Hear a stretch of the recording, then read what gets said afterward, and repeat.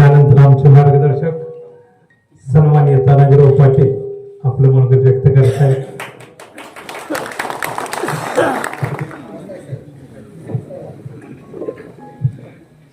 आज आपण जिल्हा परिषद आणि पंचायत समितीच्या निवडणुकीच्या निमित्तानं आज आपण जयदीप भैया यांच्या घरी या जिल्हा परिषद गटातल्या सर्व कार्यकर्त्यांचा मेळावा घेत आहे.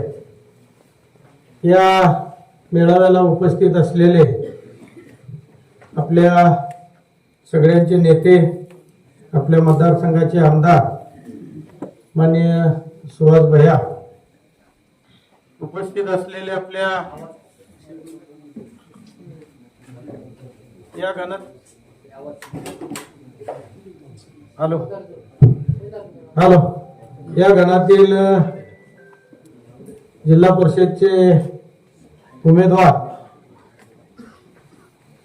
जयदीप भैया, उपस्थित असलेले आपल्या शिवसेना तालुक्याचे अध्यक्ष साहेबराव पाटील, आनंदवरून आलेले किसन कटरे, ढगेशेठ, पंचायत समितीचे आपल्या मार्केट कमिटीचे उपसभापती राहुल गायकवाड, मार्केट कमिटीचे संचालक दादासाहेब सरक, ज्यांनी आता उत्कृष्ट मार्गदर्शन केले ते जालिंदर कटरे, कोथरूडवर आलेले कमलाकर देशमुख, सरपंच दीपक देशमुख, वलवणवरून आलेले अब्बासभाई, आता सगळ्यांची नावं घेण्यापेक्षा स्टेजवर उपस्थित असलेले सर्व नेते मंडळी आणि समोर जमलेले सर्व बंधू आणि भगिनींनो, मला वाटतं राजकारणात काम करत असताना माझी राजकारणातली सुरुवात स्वर्गीय मोहन काका भोसले यांच्या नेतृत्वाखाली आटपाडी तालुक्यामध्ये सुरुवात झाली. काकांच्या समवेत काम केलं. त्याच्यानंतर स्वर्गीय अनिल भाऊ यांच्याशी जवळीक आली, पण काकाचं आणि माझं नातं मला वाटतं आम्ही घट्ट ठेवलं होतं.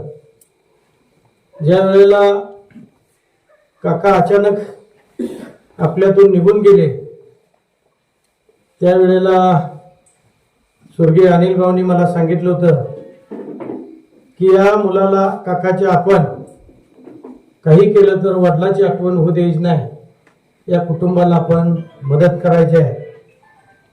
मला वाटतं जेवढं या कुटुंबावर प्रेम करता येईल तेवढं आम्ही प्रेम केलं. अचानक भाऊ आपल्यातून निघून गेले, पण वडिलांची माया देणं ही जबाबदारी मला वाटतं माझ्यावरती राहिली होती आणि ती वडिलांची माया आजपर्यंत देण्याचं काम मला वाटतं काकाच्या कुटुंबाला मी केलेलं आहे. राजकारणामध्ये काम करत असताना मला वाटतं गावामध्ये आयुष्यात आम्ही कधी जातीचं, पातीचं किंवा गटाचं राजकारण केलं नाही. या तालुक्यामध्ये काम करत असताना सर्वांगीण गावाचा विकास आणि तालुक्याचा विकास झाला पाहिजे याच्या दृष्टीनं मला वाटतं आम्ही या तालुक्यामध्ये काम करत आहे. या निलकंजी गावाच्या बाबतीत बोलायचं झालं तर मला वाटतं सगळा गट समावेत घेऊन आपण या गावामध्ये काम करत होतो. मला वाटतं गेल्या काही 8-10 दिवसापूर्वीच या गावामध्ये निलकंजीमध्ये एक 10 ते 12 कामाची उद्घाटन केली.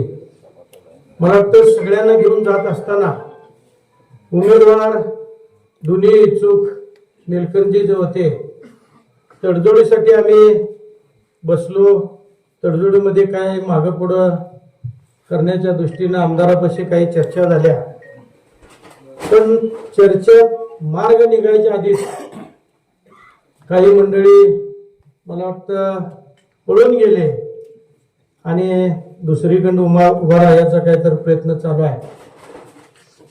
मला वाटतं भाजपला सवय आहे की आपण कार्यकर्ता तयार करायचा नाही, विकास कामाच्या माध्यमातून जनतेपुढे जायचं नाही. जसं जालिंदर कटरेने सांगितलं की जिल्हा परिषदला दोन्ही उमेदवार पुढचा आहेत, ती मला वाटतं आमच्या विकास कामाच्या जोरावर आणि आमच्या ताकदीच्या जोरावर त्यांना आम्ही नेतं बनवलं होतं.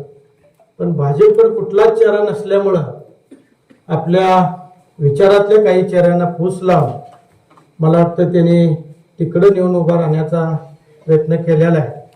पण निश्चितपणा या मतदारसंघामध्ये मतदार जागृत आहेत. कामं कुणी केले, जनतेच्या सुखादुःखात कोण आहे आणि ज्याचा मुलगा उभा राहतोय त्या मोहन काकानं मला वाटतं या तालुक्याच्या जडणघडणीमध्ये मला वाटतं त्या काकाचा सिंहाचा वाटा आहे. शिक्षण कमी होतं पण जिल्हा परिषदचं अर्थ खातं त्यांच्याकडे होतं.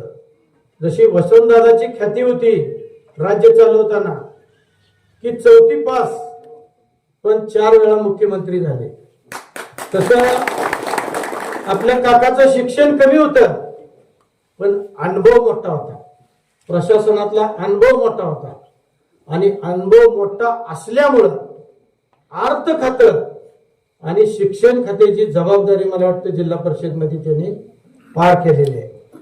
अर्थ खातं देताना आणि शिक्षण खातं देताना मला वाटतं फार विचारवंत आणि बया फार अर्थतंत्री असला तरच त्या गोष्टीचा विचार करतो.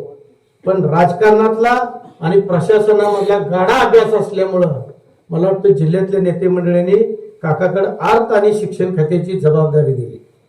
मला वाटतं त्यांनी या जिल्ह्यामध्ये मागल त्याला शाळा दिली, मागल तिथं अगदी छोटं बंधार असते, शाळा खोल्या असते, शाळेचे कंपाऊंड असते, शाळेमधल्या सुखसुविधा असतील किंवा या भागातले रस्ते असतील, या भागातले बंधारे असतील, ती कामं प्राधान्यानं पुढे नेण्याचं काम मला वाटतं त्या माणसानं प्रामाणिक केलेलं आहे.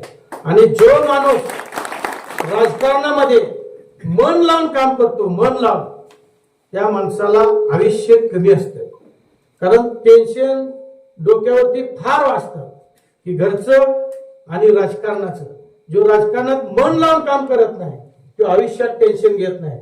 निवडणुकीमध्ये येऊन नुसत्या जुळव्याजुळवी करतो तो आयुष्यात टेन्शन घेत नाही. पण जो राजकारणामध्ये मन लावून काम करतो त्या माणसाला आयुष्य कमी असतं.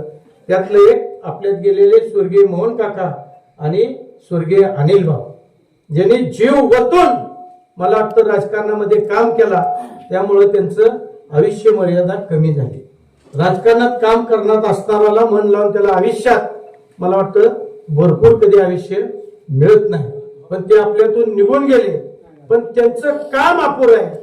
ती पुढे नेण्याच्या दृष्टीनं भैयासाहेब असतील, मला वाटतं जयदीप भैया असेल, आम्ही असेल, मला वाटतं निश्चितपणानं आपण ही कामं पुढे नेण्याच्या दृष्टीनं विकासाची ग्रोथ या दोघांची पुढे नेण्याच्या दृष्टीनं आपण तालुक्यामध्ये काम अगदी प्रामाणिकपणानं करतोय.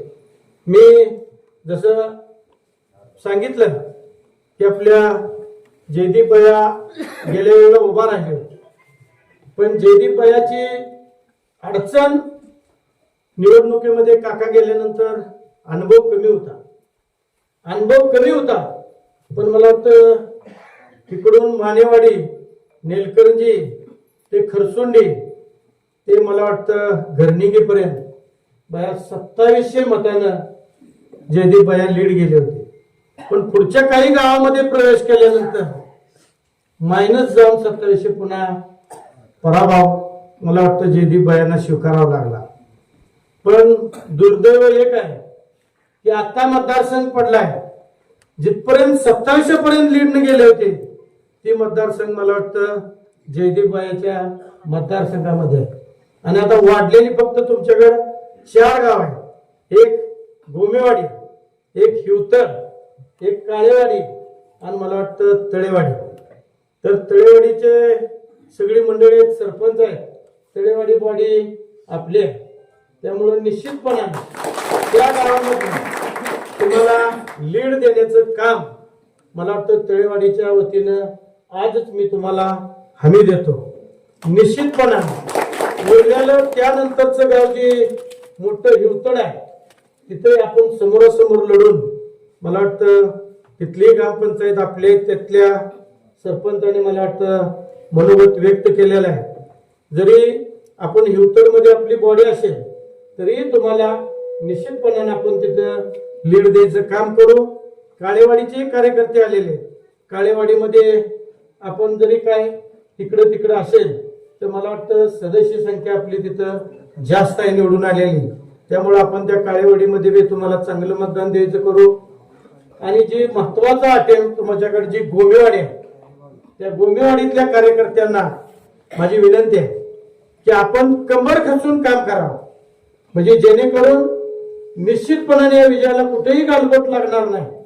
जी मूळ गावं 2700 लीड पर्यंतचे ती गावं आहेत, जी आपली 4 गावं वाटलेली त्या 4 गावांना काळजी घेतली पाहिजे.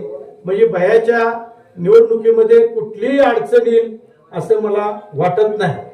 आपण या निवडणुकीमध्ये जे काकाचं कुटुंब आहे ते काकाचं कुटुंब मला वाटतं अगदी निष्ठेनं प्रामाणिकपणे काँग्रेस पक्षाचं काम करते. पण या मतदारसंघामध्ये अडचण की वर एक चिन्ह खाली एक चिन्ह इकडे एक चिन्ह अशी काही गडबड होणे आणि मतदान करताना की बाबा वरच्याला कुठं द्यायचं खालच्याला कुठं द्यायचं पंचायत समिती उमेदवाराला त्यात अडचण निर्माण होणार, जेणेकरून मताची विभागणी होता कामा नये. मत टू मत करेक्ट आपल्या पॅनलला आलं पाहिजे. याच्या दृष्टीनं आम्ही बया जयदीप बया सगळीजण बसून आम्ही एकत्रितरित्या निर्णय केलेला आहे की तिन्ही आपण जी वरचा जिल्हा परिषदचा उमेदवार आणि खालचं दोन्ही पंचायत समितीचं उमेदवार हे तिन्ही आपण शिवसेना धनुष्यबाणाच्या लढायचा असा निर्णय आम्ही केलेला आहे. मला वाटतं आता यात कुठलीही अडचण निर्माण राहणार नाही. वर चिन्ह असेल तीच खाली दोन्ही पंचायत समितीला चिन्ह राहणार आहे. त्यामुळे आपण या निवडणुकीमध्ये अगदी प्रचाराला आपली ही सोपी गोष्ट झालेली आहे. पण माझी सगळ्यांना हात जोडून विनंती आहे, रात्रीचा दिवस करून कार्यकर्त्यांसंग आम्ही ताकदीनं उभा राहिलेला आहे. आज जो उमेदवार दिलेला आहे ती तुम्हाला तुमच्या गावचा राहता उमेदवार दिलेला आहे नेलकर्जीवाल्याचा. आणि या मतदारसंघातल्या सगळ्यांना परमनंट की जो इथं आपल्याला भेटल 24 तास उपलब्ध राहील, ज्याच्या अंगामध्ये वडिलाच्या राजकारणातलं गुण आहे की आपण सर्वसामान्य घटकातल्या माणसांना घेऊन पुढे गेलं पाहिजे, जातीपातीचं राजकारण केलं नाही पाहिजे आणि सगळ्या कुटुंबांना सामावून घेण्याचं याचं काम जे मोहन काकाने केलं त्याचाच मुलगा आज आपण जयदीप पया यांना आपण जिल्हा परिषदला उभा करतोय. तर त्याच्या मागे मला वाटतं सगळ्यांना ताकदीनं उभा राहणं ही आज गरज आहे. मी आज सरळ बया तुम्ही पुढे नजर फिरवा, त्यातला एकही माणूस तुम्हाला असा टेगेगिरीतला दिसणार नाही. ही सगळी जी मंडळी आहे ही ज्याचा त्याचं काम ज्याच्या त्याच्या शेतातलं ज्याचा त्याचा परपंच अगदी नेटका करून मला वाटतं की समाजकार्य आणि राजकारण करतात. टेगेगिरी आहे ती टेगेगिरी एका बाजूला आहे, पण सर्वसामान्य जनता मला वाटतं आपल्या संग आहे की राजकारण वाईट पद्धतीने आटपाडीमध्ये चाललेलं आहे. राजकारणामध्ये कोण कुठेही कुणाचं काम करत नाही. सगळी ज्याचा त्याचा उद्योगधंदा ज्याचं त्याचं काम ही बघत राहते. सर्व जनतेसाठी मला वाटतं आटपाडीमध्ये माझा दरवाजा उघडा असेल आणि विट्यामध्ये मला वाटतं सुभाषबाईचा दरवाजा उघडा असेल. आम्हाला भाऊनी शिकवण दिलेली आहे की राजकारणामध्ये जे आपण आश्वासन देतो, जे जनतेला विश्वास निर्माण करतो त्या विश्वासाला पात्र राहून आपण काम केलं पाहिजे. आज समोरच्या पार्टीमध्ये कुठल्याच की हिंमत नाही की आपल्या विरोधात एकट्यानं लढायचं. मग या निवडणुकीपुरतं सगळ्या समदुखी लोकांनी एकत्र यायचं आणि सगळी चिल्लर गोळा करायची आणि आपला 15 रुपया होतोय का बघायचा प्रयत्न करायचा. पण मला वाटतं माझी तुम्हाला हात जोडून विनंती आहे, आम्ही रात्रीचा दिवस करून ही तालुका घडवण्याच्या दृष्टीनं, तालुका पुढे नेण्याच्या दृष्टीनं 2 लोक आपल्यातनं निघून गेलेले, एक काका आणि भाव. हे तालुक्याला पुढे नेण्याच्या दृष्टीनं, तालुक्याचा विकास करण्याच्या दृष्टीनं आणि तालुका प्रगती पथावर नेण्याच्या दृष्टीनं 2 लोकांची या तालुक्यासाठी आहुती गेलेली. त्यांची आहुती वाया जाता कामा नये. त्यांना श्रद्धांजली वायाची असेल तर माझी तालुक्यातल्या सगळ्या जनतेला हात जोडून विनंती आहे की आम्ही जर एकटं पडलो असेल तर तुम्ही भाव म्हणून कुणी पाठीमागे आमच्या उभा राहिलं पाहिजे, वडील म्हणून कुणी तर आमच्या पाठीमागे उभा राहिलं पाहिजे. आम्ही कुणाचं वाटोळ केलं नाही, आम्ही कुणाच्यात भांडण लावलं नाही, आम्ही कुणाची घरं फोडली नाही, आम्ही कुणाचा आयता उमेदवार पळवला नाही. आम्ही ताकदीनं जो माणूस जनतेत आहे, जनतेची कामं करतो असं उमेदवार आपण या आटपाडी तालुक्यामध्ये जिल्हा परिषदला आणि पंचायत समितीला देतोय. नाहीतर निवडणुकीपुरतं यायचं, कोण तर दुकानदार गाठायचा, तो इथं नसणारच, तो असणार हैदराबादला आणि इथली कामं सांगायचा. आणि ते घेतलं, आतापर्यंत मान्य करून घेतलं. तुम्ही 25 दिवस हैदराबाद मध्ये आणि 5 दिवस इथं तुमची अगदी राजकारणाची घडी बसावी म्हणून अगदी चाकरीच्या घड्यागत आम्ही तुमचं काम केलं. तुम्ही तिथं असताना तुमची माणसं सगळे आम्ही सांभाळली, पण तुम्ही स्वार्थापाठी अचानक निघून गेला. हे आमच्या काळजाला घाव बसलेला. तुमच्यासाठी आम्ही काहीतरी केलंय, पण तुम्ही परतफेड करायची काहीच नाही. लोकसभेला आमचा विचार आहे त्याच्या विरोधात, आमदारकीला आमचा विचार आहे, भया उभा आहे तरी तुम्ही आमदारकीला विरोधात, तरी आम्ही तुमची कामं करतोय. आज शान होईल, उद्या शान होईल, परवा शान होईल, पण तुम्ही अगदी त्या आपण जी ठेवायला सुग्रास ठेवतो त्या पाठीकडे बघता वेगळ्याच पाठीकडे तुमचं लक्ष जातं. काय राव ही पद्धत आहे का? तुम्ही आम्हाला राबवून घेतली, आमच्याकडे कामं करून घेतली. काय पाहिजे तेवढा निधी दिला, पाहिजे तेवढं मागेल ते दिलं. आणि देत असताना 2 गट देताना डबल द्यायचं निलकंठीला. ह्यांना 1 कोटीची कामं दिली, त्यांना 1 कोटीची देणी लागायची. ह्यांना 3 कोटीची दिली, त्यांनाही 3 कोटीची देणी लागायची. म्हणजे 1 नवरा 2 बायका, काय दोघीलाही सांभाळलं पाहिजे. तिला साडी घेतली, तिला बी साडी घेतली. तिनं म्हणले मला शालू घेतलाय, तिला का साडी घेतली, तिला बी शालू घेतला. सगळं सांभाळ. पण एवढं राजाचं राहणीमान तुम्हाला देऊन जर तुम्ही वाईट गोष्टीकडे गेला असेल तर ती चुकीच आहे.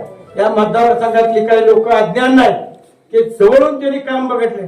आणि आम्ही आत्ताच मला वाटतं 1.5 कोटीचं उद्घाटन केलंय आणि आपला मसोबाचं जे मंदिर आहे त्याला आपण 1 कोटी रुपये धरलेले आहे की त्या मंदिराशेजारी मला वाटतं वेगळं डिझाईन करून त्या मंदिराशेजारी आपलं बरंच कार्यक्रम होतात.